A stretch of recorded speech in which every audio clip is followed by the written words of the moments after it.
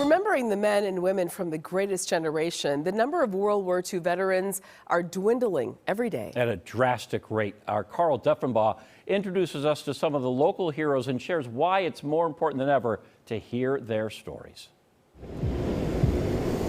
On a calm November day in Wauwatosa, Floyd Sorensen's thoughts are a world away. What did I see on the beach? I don't even want to try to tell you. Even at 96 years old, the events of June 6, 1944 are still seared in his mind. The noise was terrific. Airplanes overhead, battleships shooting the 16-inch guns. Not as grainy images from a video reel, but as first-hand memories of a day that changed the course of history. Those of us down the beach with a rifle in our hand, what's that going to do against somebody up there behind 3 foot of brick?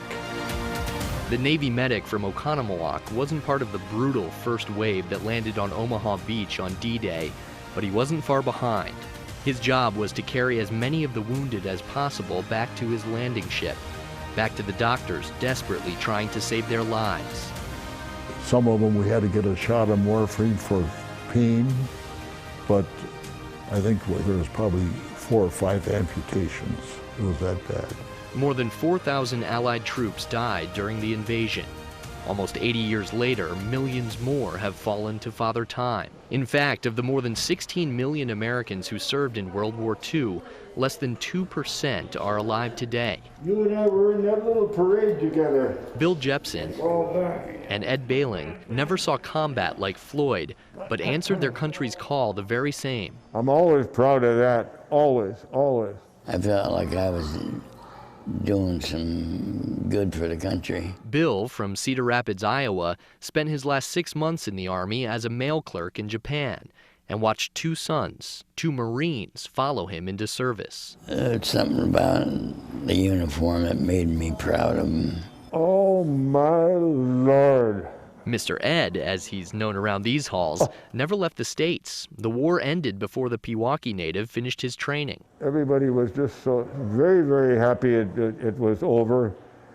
But everybody had this feeling that it's not really totally over, finished, complete. And perhaps that is what's lost with the greatest generation in their autumn years, that perspective and concern for a wider world. People's got to pay more attention to what is going on around them, because like right now you got all these problems politically. Our government, you know, how long will it last? Will it last as it is? If you're not concerned about that, you're crazy. You've got to be involved in it one way or another. The service never stops. The last few years I just hope I can enjoy, and I hope I can do stuff for the honor flight or for anybody that needs help. And I've talked too long. We went on the LST. As long as men like Floyd Sorensen, 235, or Bill Jepson, Maybe 5-10 miles. or Ed Bailing want to talk, we'll listen.